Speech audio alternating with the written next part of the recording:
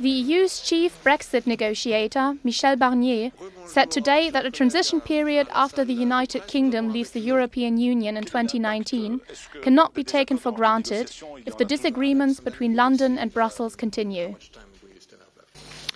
Compte tenu de ces désaccords et pour être très franc, taking into consideration these disagreements, to be quite frank, the transition cannot be taken for granted yet.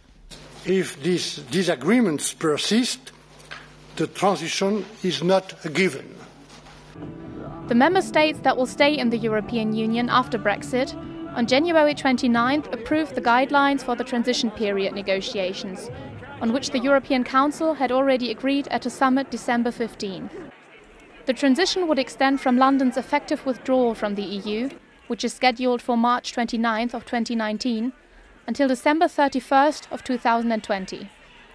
In this period, all EU laws would still be in force in the UK, as if the country was still a member state. So would the changes of those laws that the EU approves during this time. The former Commissioner pointed out that although the UK has insisted on reaching an agreement about this in March, at the same time there were certain substantial disagreements, for example about citizens' rights and the implementation of EU rules during the transition.